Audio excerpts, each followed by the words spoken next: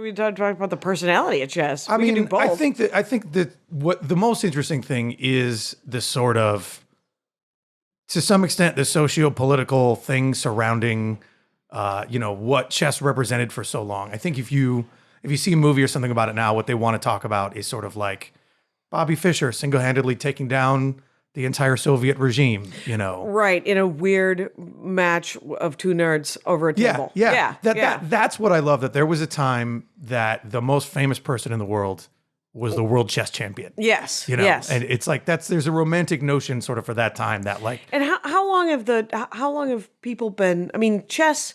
There is a song in chess that tells you the history of chess. Yeah. In India, I think it was. Right. And I don't know if that's accurate. Kind of an apocryphal story. Right. But it's a good one. Yeah, it is a good one. It's hard to know exactly kind of when the rules solidified. Right. There's been some version, for thousands of years of. But is it agreed that it was an Eastern game and it came west? Yes. Yeah. Okay. It's agreed that it was Arabic to some notion, or I mean Arabic or even Far East, or even I think started there and then spread to the east before then spreading to the west. Okay. I think would be the notion. End around. Yeah. You fake one way, right, and you go the other way. That Silk Road runs both ways. Exactly. That's Isn't it? We're trading spices. Things are happening. Yeah.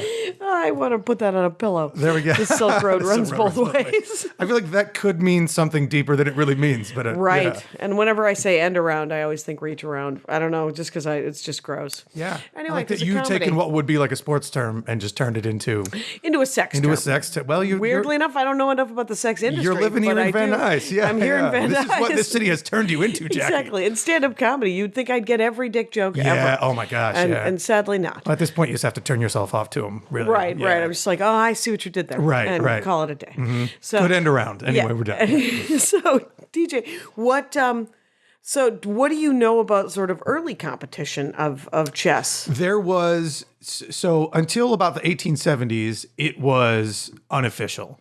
The best, the sort of in the salons and the people who played would sort of agree who was clearly the best at the time. Okay. The American entry into that is a guy named Paul Morphy, who Morphy. Okay. Who in probably about the 1750s was hands down considered the world champion. He, took a vessel and sailed over to Europe and played every notable player in Europe. In the middle 1700s? Yes. Okay. Yes.